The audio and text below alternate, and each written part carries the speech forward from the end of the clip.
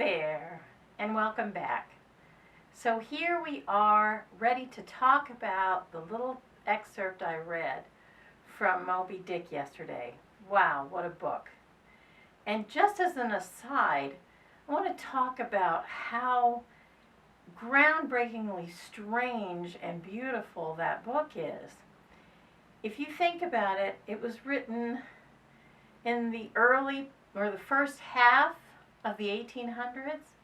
So it comes out in like 1851 or so, and it is so experimental. It's so strange. It does so many wild things, like one moment it's a play, the next minute it's a first-person narrative. Here it's a National Geographic special on albatrosses. It's just a remarkable experimental form. And Melville knew he was doing some pretty wild things. He was friends with Hawthorne and wrote these sort of loving letters about craft and about his work with Hawthorne. And so he did this very experimental book. And in Europe, the next book of any comparison to it comes 70 years later with James Joyce's Ulysses. And neither of these books, Moby Dick or Ulysses, really get read the way they should. But I suspect that's because they're still way ahead of the character where we are. They're so completely experimental and thrilling, really. The problem with Joyce is he's almost impossible to follow. He's so brilliant. And the problem with Melville is his sentences are these massive structures, and they become sort of heady. They're like a hypnosis. And so they're just very challenging writers, and these very experimental books are very challenging to read.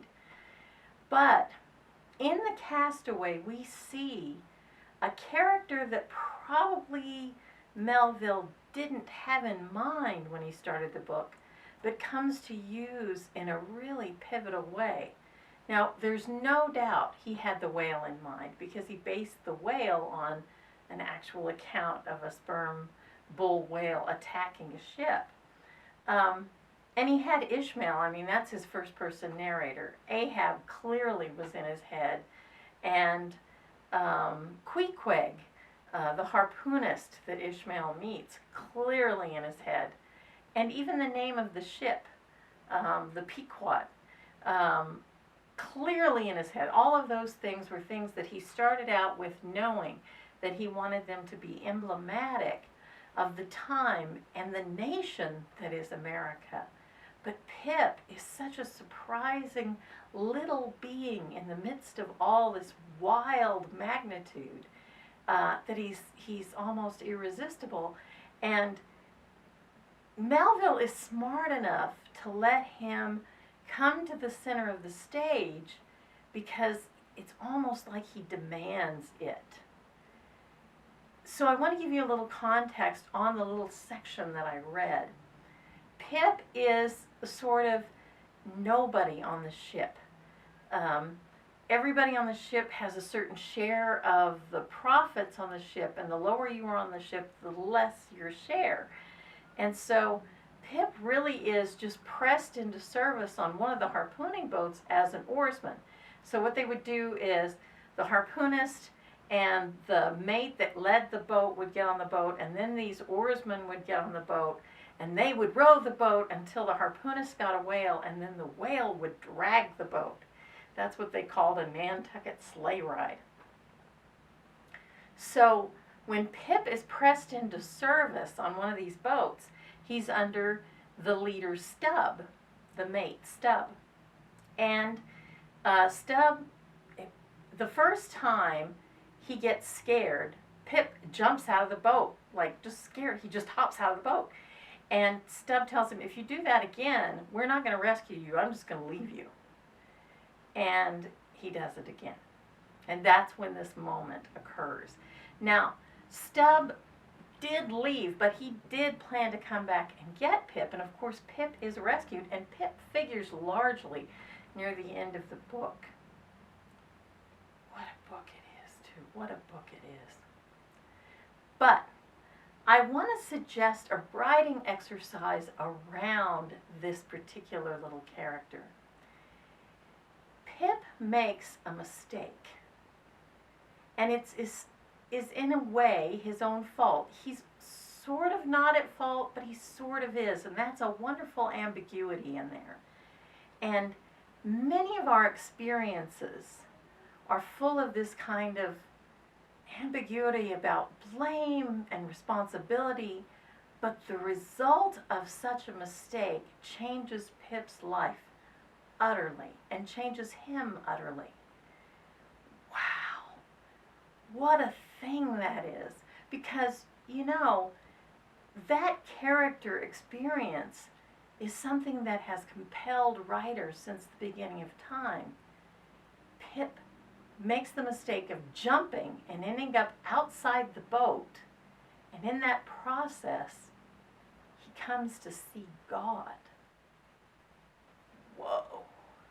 And from then on, he's considered mad. But of course, later in the story, his position begins to shift because of his relationship with someone else on the boat. And I'm not going to tell you who, because I want you to be thinking about your own idea of a character who does this, who makes a sort of kind of mistake that changes him or her for life. Now, they don't necessarily have to have the epiphanic moment of seeing God's foot on the treadle, of seeing the creation as a made thing, and the master of that creation as an indifferent and mighty being that stands far aloof from little Pip.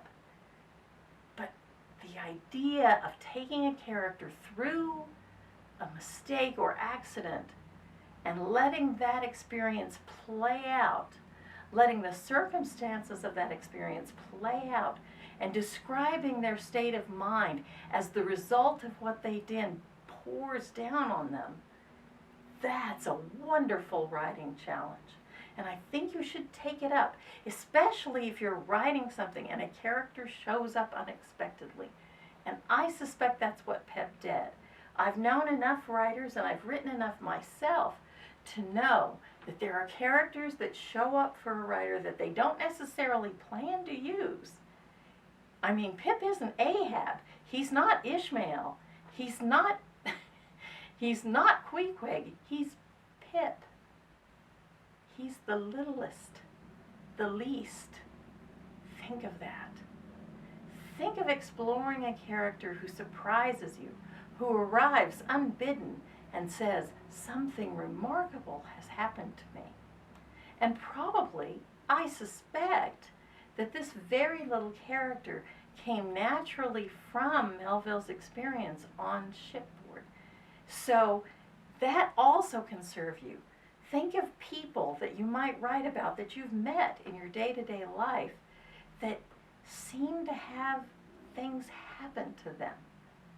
And try to pursue that and see what happens.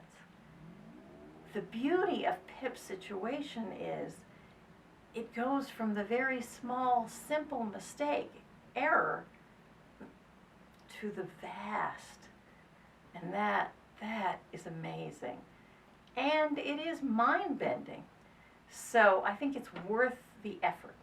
And that's all I have today. I just want you to give it a try. Write your own character who makes one little, maybe mistake, maybe bad decision, and life is changed thereafter, and how that life changes. I hope you have an amazing rest of the day. I hope it's beautiful for you, and I hope tomorrow you'll come back, because instead of talking about multiple choice tests, I'm going to talk about a test designed to be a learning experience. We'll see you then, you gorgeous people.